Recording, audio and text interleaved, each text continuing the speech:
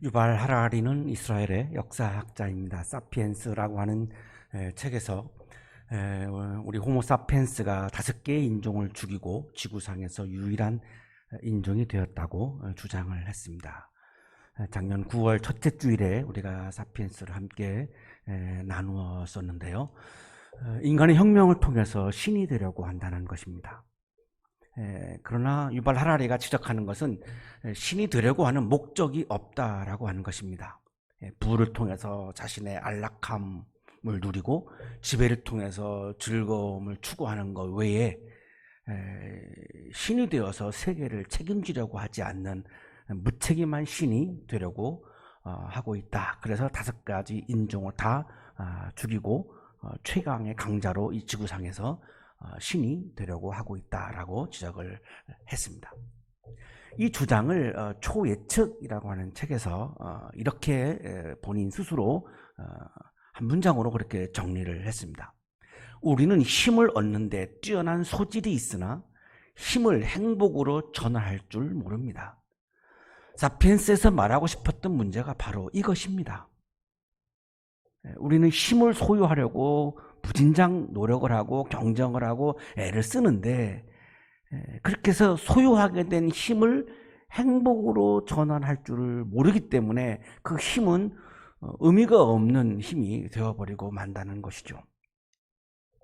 호모사피엔스는 인지혁명, 농업혁명, 과학혁명으로 과히 신적인 힘을 지니게 되었는데 그렇지만 신이 되고 있지만 인류는 3가지 위기를 맞이하게 될 것이라고 예고했습니다.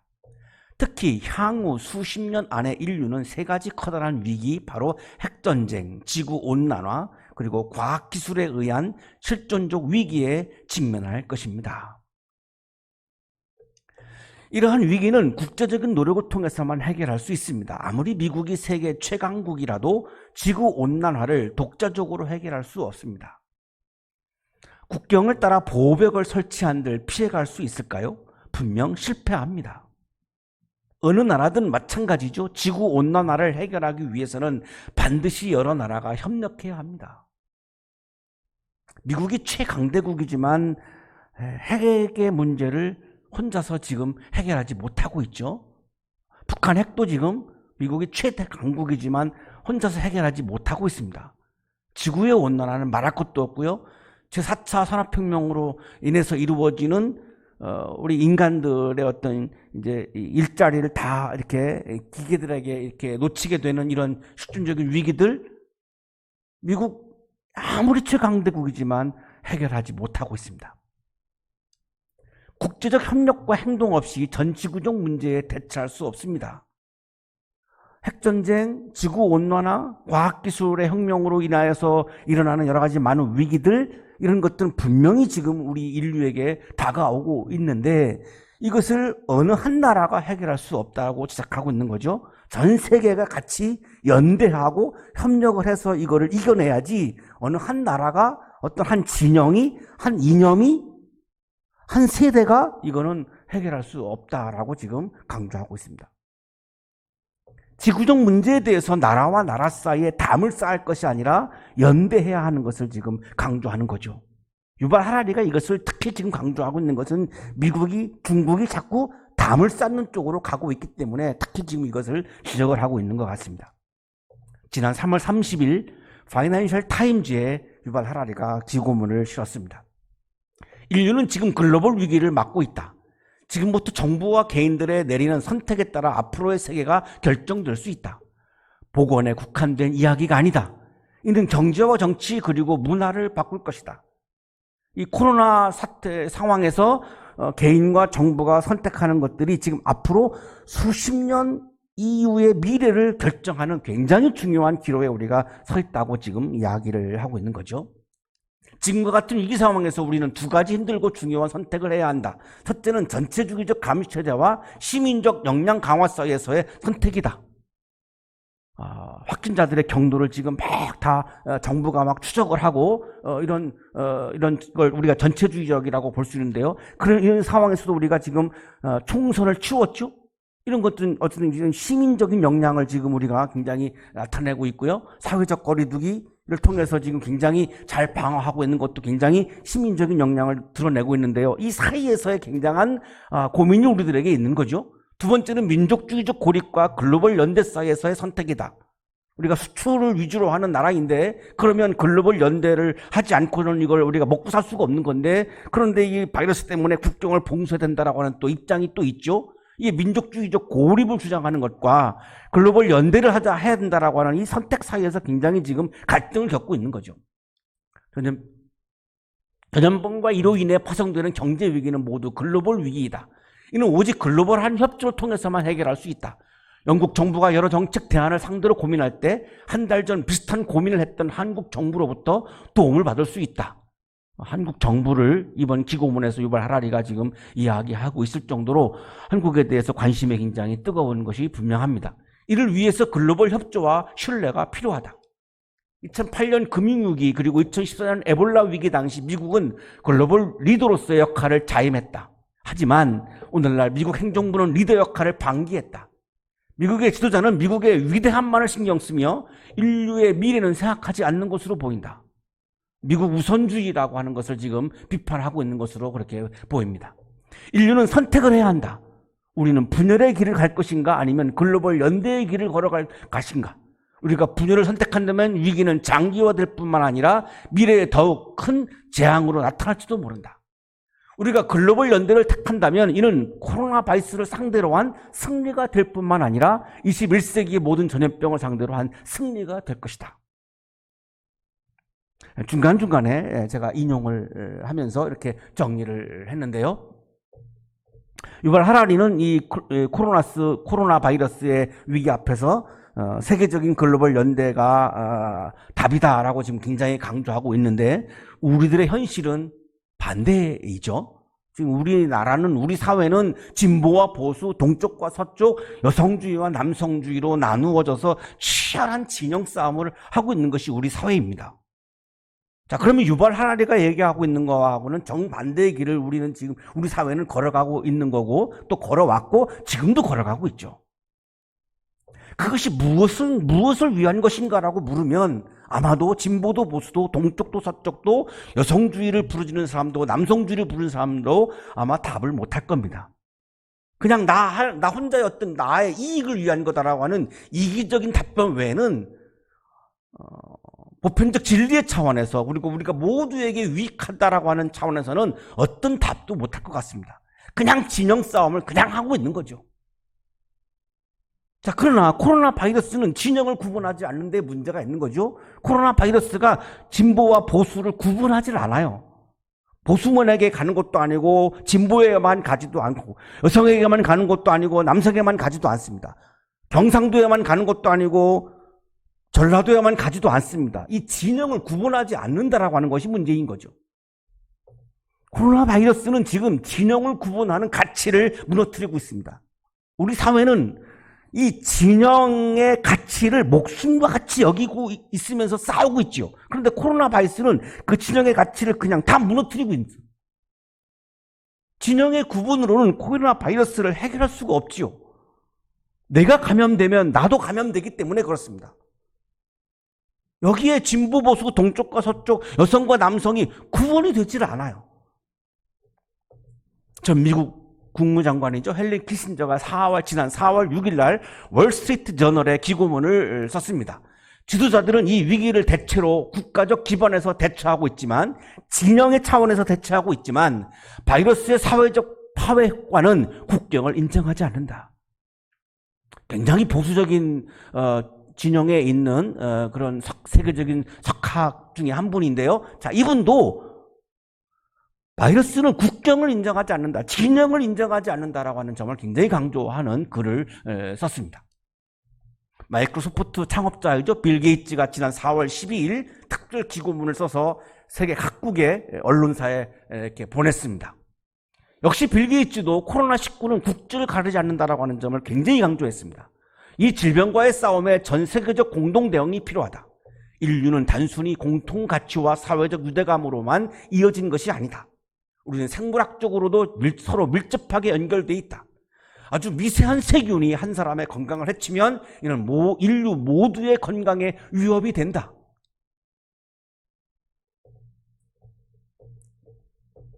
오늘의 성서일과는 진영의 싸움이 예수님을 죽였다라고 말씀하죠.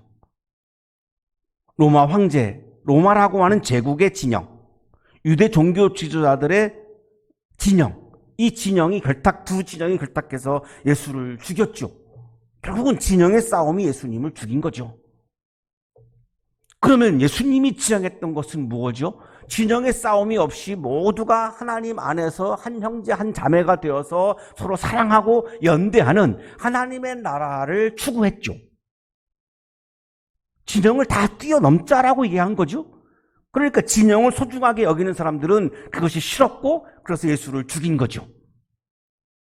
자, 여기서 역사가 끝나버린다고 한다면 하나님의 나라를 이루려고 했던 예수는 죽어버리고 진영의 싸움을 극대화해서 이익을 취하려고 했던 로마 제국과 유대 종교지자들이 그냥 계속해서 승리한다고 한다면 그 진영의 싸움에서 신음하는 많은 사람들의 고통은 해결될 길이 없습니다. 진영의 싸움에서 우리는 들어가서 결국은 거기에서 수많은 고통들을 겪어야 하는 거죠. 그래서 하나님은 그거를 하나님은 볼 수가 없기 때문에 하나님께서는 하나님의 나라를 추구했던 예수를 다시 살리셨다. 그것이 바로 부활 사건이다라고 하는 것을 증언하고 있는 말씀이 오늘의 성서일과입니다. 베드로가 11사도와 함께 일어나서 목소리를 높여서 그들에게 엄숙하게 말하였다. 사도행전 2장 14절부터 지금 베드로의 설교가 나오고 있습니다. 이 베드로가 많은 대중들 앞에서 지금 설교한 설교문입니다. 이스라엘 동포 여러분, 이 말을 들으십시오. 여러분이 아시는 바와 같이 나사렛 예수는 하나님께서 기적과 놀라운 일과 표징으로 여러분에게 증명해 보이신 분입니다. 하나님께서는 그를 통하여 여러분 가운데서 이 모든 일을 행하셨습니다. 하나님은 기적도 일으키셨고요, 놀라운 일도 일으키셨고요, 그리고 사인, 표적, 표징도 일으키셨죠. 근데 이 세 가지를 예수를 통해서 하셨다고 하는 겁니다. 왜 하나님은 수많은 사람들 중에 그리고 수많은 진영이 있는데 왜 예수를 통해서 이 일을 하셨을까요? 강력한 힘을 갖고 있는 왜 진영을 선택하지 않고 왜 예수를 선택하셔서 예수를 통해서 이 일을 하셨을까요? 그 이유는 예수님은 진영을 선택하거나 진영의 이익을 위해서 뭔가를 대변하거나 그러신 적이 없어요. 오로지 하나님의 나라를 지향하신 거죠. 독자적으로 자신의 나라를 이루어가려고 하는 마음이 추호도 없었어요. 독자적으로 나의 진영을 구축해서 이 나의 진영에서 내가 어떤 이익을 취하려고 하는 마음이 전혀 없었어요. 오로지 모두가 행복하게 사랑하고 연대하며 살아가는 하나님 안에서 한 형제 한 자매로 살아가는 사람과 사람 사이에 지배와 피지배가 없는 우리 모두가 다 한 형제 한 자매로 살아가는 하나님의 나라를 지향했기 때문에 하나님 입장에서는 당연히 하나님의 나라를 지향하는 예수를 선택할 수밖에 없죠. 독자적으로 자신의 나라를 이루려고 하는 사람들은 하나님으로서는 선택할 수가 없습니다. 그렇게 되면 많은 사람들이 고통과 신음에 시달려야 되기 때문에 인류를 사랑하는 하나님 입장에서는 그 사람을 선택할 수가 없습니다. 그 진영을 선택할 수가 없죠. 예수님께서는 하나님의 나라를 이 땅에 도래하는 저 초월적인 세계 말고요, 이 땅에 도래하는 하나님의 나라를 꿈꾸셨죠. 첫 설교에 잘 나타나 있죠. 마가복음 1장 15절입니다. 때가 찼다. 하나님의 나라가 가까이 왔다. 회개하여라. 복음을 믿어라. 예수님의 꿈은 오로지 내 나라가 아니라 하나님의 나라가 지금 여기에 도래해서 모든 인류가 하나님 안에서 한 형제 한 자매가 되어서 서로 사랑하고 연대하고 복되게 살아가는 하나님의 나라를 꿈꾸신 것이 분명하죠. 그래서 이 하나님의 나라를 위해서 기도하셨죠. 그 나라를 오게 하여 주시며 그 뜻을 하늘에서 이루심 같이 땅에서도 이루어 주십시오. 그 하나님의 나라가 지금 여기에 오게 하여 달라고 예수님은 간절하게 기도하셨고요. 제자 훈련하시면서 제자들에게 가르치셨습니다. 너는 가서 하나님 나라를 전파하여라. 예수님이 제자들한테 나를 전파하라 이렇게 말씀하신 적이 없어요. 오로지 하나님의 나라를 전파하라라고 하는 말씀을 다 여러분 성경을 찾아보시면 예수를 전파하라고 하신 것이 아니고 하나님의 나라를 전파하라 이렇게 말씀하셨죠. 그리고 승천하시기 전 마지막 40일 동안 하나님의 나라를 40일 동안 계속해서 설교하셨죠. 예수께서 고난을 받으신 뒤에 자기가 살아계심을 여러 가지 증거로 드러내셨습니다. 그런 40일 동안 그들에게 여러 차례 나타나시고 하나님 나라에 관한 일들을 말씀하셨습니다. 최후의 40일 동안도 계속해서 하나님 나라에 관한 말씀들을 전파하시고 선포하셨죠. 예수님은 온통 삶이 하나님의 나라를 추구하는 삶이었던 거죠. 그래서 하나님은 자신의 기적, 놀라운 일, 표징 이런 일들을 나타내셔야 되겠는데 누구를 통해서 할까? 딱 예수 외에는 없는 겁니다. 왜? 예수만이 하나님 나라를 지향했고 다른 모든 사람들은 자신의 나라, 자기의 진영의 이익 이런 것들을 추구했기 때문에 그것을 초월해 있는 하나님의 나라를 지향하는 예수님을 들어서 자신의 일을 하신 거죠. 예수님은 로마 황제와 유대 종교 지도자들이 지배하는 나라가 아니라 하나님이 통치하시는, 하나님이 다스리시는, 하나님의 뜻이 다스리시는 하나님의 나라를 증언한 것이 3년 동안의 예수님의 공생애입니다. 예수님이 이 땅에 3년 동안 계시면서 뭘 하셨죠? 하나님의 나라를 증언하신 거죠.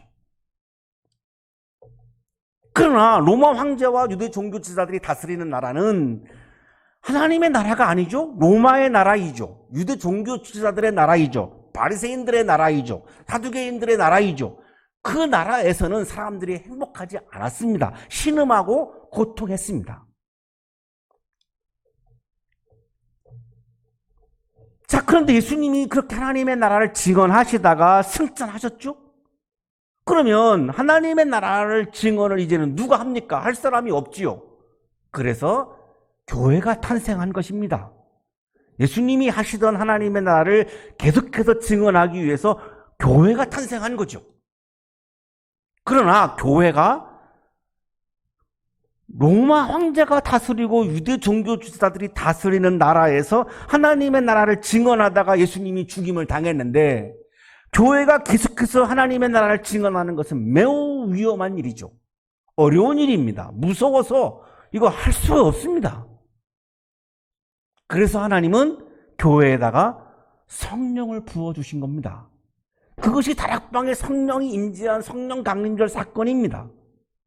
성령이 충만해야만 두려움 없이 무서워하지 않고 내 나라가 아니라 로마의 나라가 아니라 유대 종교 지도자들의 나라가 아니라 하나님의 나라를 증언할 수 있기 때문에 이 처음 생겨나는 다락방 교회에 성령을 하나님께서 부어주신 거죠.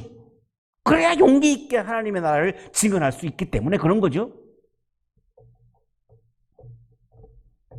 이 예수께서 버림을 받으신 것은 하나님의 정하신 계획을 따라 미리 알고 계신 대로 된 일이지만 여러분은 그를 무법자들의 손을 빌어서 십자가에 못 박아 죽였습니다. 인류는 예수를 죽였죠. 왜 죽였나요? 예수를 죽이지 아니하면 나의 나라를 구축하는 것이 어렵기 때문이죠. 내 진영의 나라를 이루는 것이 어렵기 때문이죠. 하나님의 나라가 도래하면 내 나라를 포기해야 됩니다. 하나님의 나라가 도래하면 내 진영의 나라를 포기해야 됩니다. 진보의 나라도 포기해야 되고요. 보수의 나라도 포기해야 되고요.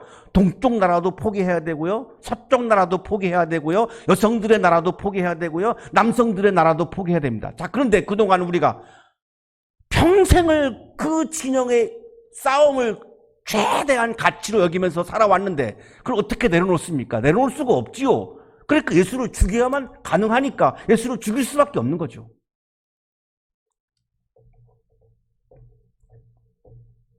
하나님의 나라를 증언하는 예수를 우리 인류는 십자가에 못 박혀서 죽였습니다. 그리고 나서 내 나라를 계속해서 추구하고 내 진영의 나라를 계속해서 추구하고 거기에 행복이 있을 거라고 우리가 생각을 했지만 결과는 어떻죠? 유발 하라리가 시작하는 대로 그렇게 해서 모아진 힘을 행복으로 이어지느냐면 행복으로 이어지지 않죠. 자, 그런데 하나님 편에서는 어떻습니까? 예수가 죽으면 하나님의 나라가 죽죠? 모든 사람들은 나의 나라를 추구할 것이고 내 진영의 나라를 추구할 터인데, 그래도 유일하게 하나님의 나라를 추구하던 예수님이 죽어버리면 하나님의 나라는 완전히 죽을 것이고요. 하나님의 나라가 죽으면 내 나라 아래에서, 진영의 나라에서 고통받고 신음하는 사람들은 희망이 없죠. 그러니 하나님의 마음은 너무나 안타까운 거죠. 그래서 하나님은 예수를 다시 살려내신 겁니다. 이것이 부활 사건입니다. 그냥 예수가 부활했다? 여기서 끝나버리면 안 되죠. 그것이 무슨 의미가 있는데요. 우리 역사와 지금 현재 나와 나의 삶과 무슨 의미가 있는데요. 이래서 하나님은 예수님을 다시 살려내신 겁니다. 이것이 부활 사건이에요. 하나님께서는 그를 죽음의 고통에서 풀어서 살리셨습니다. 그가 죽음의 세력에 사로잡혀 있는 것은 있을 수 없는 일이기 때문입니다. 죽음의 세력에 갇혀서 예수님이 그냥 죽어버리면 이건 있을 수 없어요. 왜요? 나의 나라 아래에서, 내 진영의 나라에서 고통받고 신음하는 사람들에게는 이 예수님의 죽음이 있을 수 없는 일이라는 말씀이에요. 있을 수 없죠. 그러면 안 되죠. 그러면 그 고통으로부터 벗어날 수가 없어요. 그 아픔으로부터 벗어날 수가 없어요. 있을 수 없는 일이죠.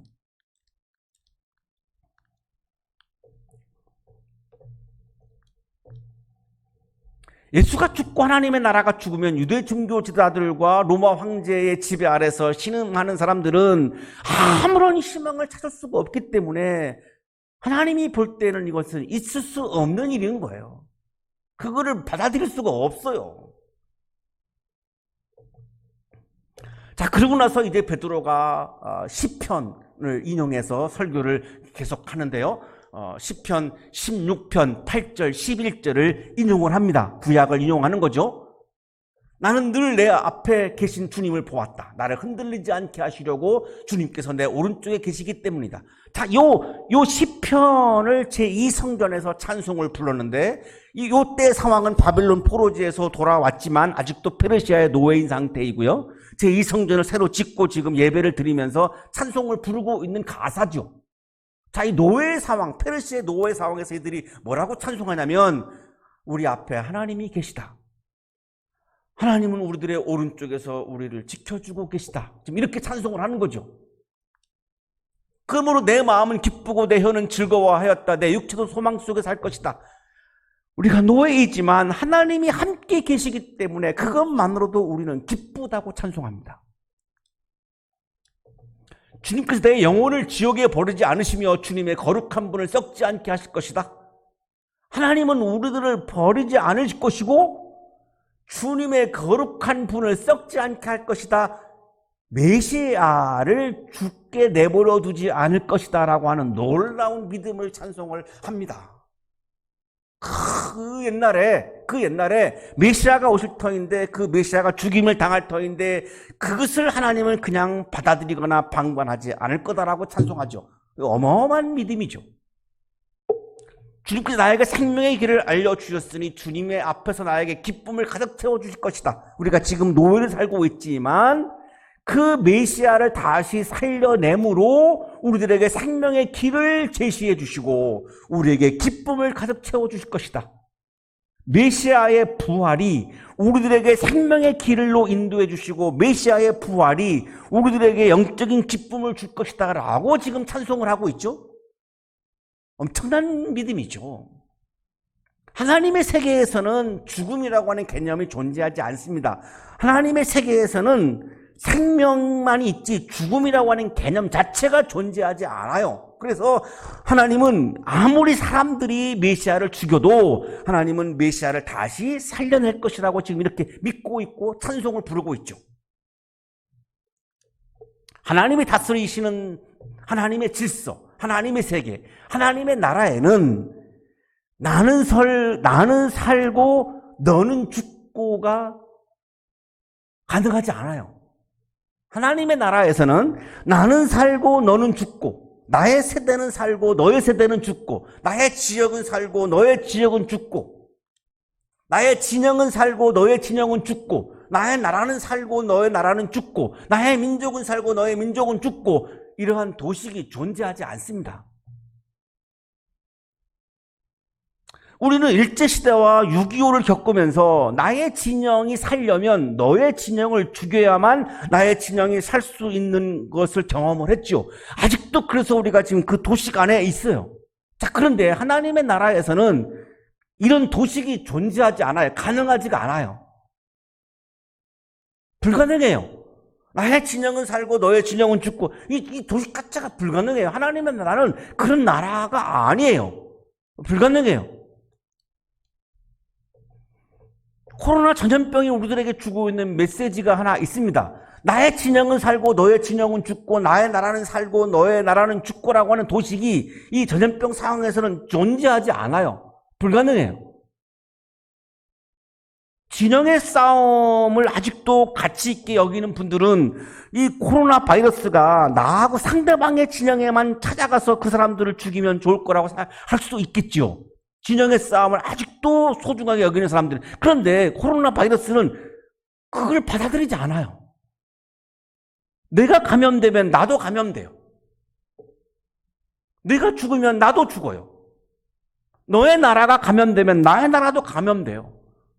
이거를 다 초월하고 있죠.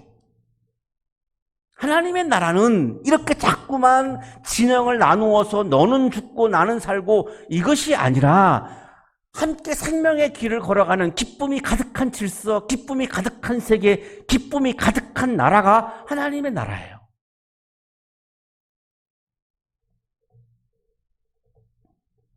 유발 하라리와 헨리 키신저와 그리고 빌 게이츠가 세계의 연대를 똑같이 주장하고 있는 것에 우리는 주목해야 할 필요가 있습니다. 진영을 나눠서 진영을 싸우는 것은 이제 더 이상 의미가 없다라고 하는 거예요. 함께 연대해서 함께 손붙잡고 함께 생명의 길을 걸어가야 할 때에 기쁨이 있다는 거죠. 힘이 모아진다고 기쁜 것이 아니라는 거예요. 그게 사피엔스에서 한 얘기죠. 호모 사피엔스가 5개 인종을 다 죽이고 오로지 유일하게 힘을 다 장악했는데 그래서 기쁜가 행복한가 그렇지 않다는 거예요. 거기에 기쁨이 있다는 게 아니에요. 힘을 소유한다고 기쁜 것이 아니라 함께 손붙잡고 함께 연대해서 생명의 길을 걸어가야 거기에 기쁨이 있다는 거예요. 예수가 죽고 하나님의 나라가 죽으면 이러한 생명의 질서와 생명의 세계와 생명의 나라가 불가능해지기 때문에 하나님께서는 생명의 질서, 생명의 세계, 생명의 나라를 살리기 위해서 예수를 다시 살리셨다는 것입니다. 이것이 부활 사건이라는 거죠. 내가 살기 위해서 너를 죽이고 나의 세대가 살기 위해서 너의 세대를 죽이고 나의 지역을 살리기 위해서 너의 지역을 죽이고 나의 진영이 살기 위해서 너의 진영을 죽이고 나의 나라를 살리기 위해서 너의 나라를 죽이고 나의 민족을 살리기 위해서 너의 민족을 죽이고 이렇게 살아왔던 우리는 이제 이웃을 사랑하라고 하는 그 예수님을 다시 살려야 한다라고 하는 거죠. 우리는 예수는 믿는다고 하면서 그런 하나님의 나라를 추구했던 예수를 죽였다는 겁니다. 오늘의 본문은 우리 인류가 예수를 죽였다는 거예요. 그 예수를 다시 살려야 한다라고 하는 거죠. 하나님은 예수님을 다시 살려냈어요. 이것이 부활 사건이에요. 그런데 우리는 다시 살려내고 있는가라고 하는 거예요. 아직도 하나님은 예수님을 살려냈는데 아직도 우리 인류는 예수님을 죽이고 있다라고 하는 말씀이에요.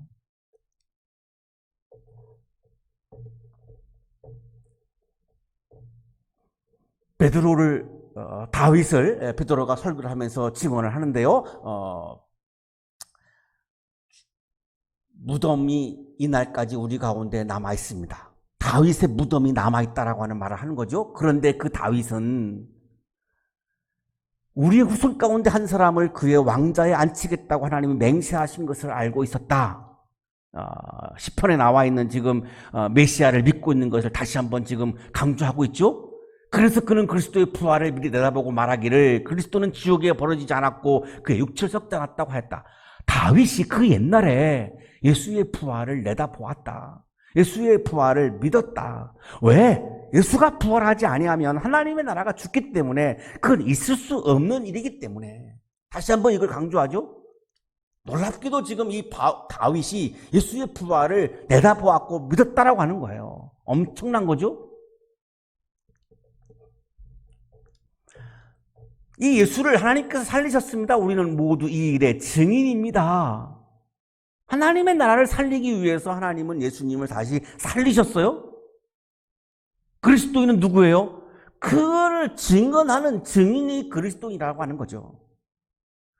고린도전서 15장 40절입니다. 하늘에 속한 몸도 있고 땅에 속한 몸도 있습니다. 부활은, 오늘 본문이 성서 일과가 말씀하고 있는 이 부활은 땅에 속한 몸으로 예수님이 환생하거나 재생하는 것이 아니라 하늘에 속한 몸으로 완전히 하나님께서 새롭게 창조하시는 사건이 부활 사건이에요. 자, 하나님은 생명의 세계, 생명의 나라, 하나님의 나라를 위해서 로마 황제와 유대 지도자들이, 종교 지도자들이 죽인 예수님을 다시 살리셨어요. 하늘에 속한 몸으로 다시 살리셨어요. 하늘에 속한 몸은 진영으로 구분할 수도 없어요. 나노를 구분할 수도 없어요. 땅에 속한 몸은 어느 진영에 속하지만 하늘에 속한 몸은 어느 진영에 속하지 않는 몸이에요. 정말 엄청난 사건이죠. 하나님께서는 자꾸 우리 인류가 진영으로 나누어져서 내 진영이 전 세계를 지배하려고 자꾸 이렇게 싸우고 지배하고 하니까 예수님을 부활시키면서 땅에 속한 몸이 아니라 하늘에 속한 몸으로 부활을 시키셔서 하나님의 나라를 이루어 가려고 하신 거죠. 어떤 한 개인의 나라가 아니라, 진영의 나라가 아니라 하나님이 다스리시는, 모두가 사랑하고 연대하는 하나님의 나라를 이루어 가기 위해서 예수님을 하늘에 속한 몸으로 다시 살리신 거죠. 자, 그리스도인은 누구입니까? 교회의 사명은 무엇입니까? 우리가 예수를 증거한다, 예수를 증언한다 이런 말을 하는데 얼마나 추상적인 말이에요? 예수의 뭘 증언하는데요? 그냥 예수만 증언합니까? 그 무슨 의미가 있죠? 예수의 뭐를 증언하는데요?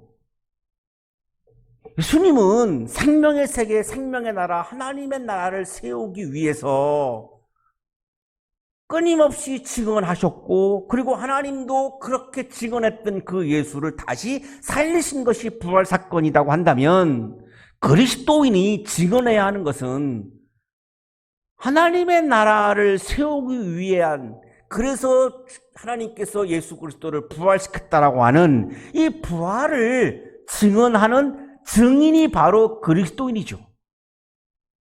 그런 증인들이 모여서 하나님의 나라를 세우기 위한 마음으로 예배를 드리는 공동체가 바로 교회인 거죠. 내 나라를 위해서, 내 진영의 나라를 위해서 아직도 그리스도인이 예수를 죽이고 교회가 예수를 죽이고 있다면 그것은 그리스도인이라고 말할 수도 없고 교회라고 말할 수도 없죠. 그리스도인은 하나님의 나라를 세우기 위해서 주님의 부활을 증언하는 바로 증인이 바로 그리스도인입니다. 한국의 그리스도인들이 내 나라를 세우기 위한, 내 진영의 나라를 세우기 위한 욕망을 내려놓고 하나님의 나라를 세우기 위한 주님의 부활을 힘차게 증언해서 이 어려운 위기를 이겨낼 수 있는 그런 우리나라가 되기를, 우리나라 교회가 되기를, 우리나라 그리스도인들이 되기를 주님의 이름으로 축복합니다. 기도드리겠습니다.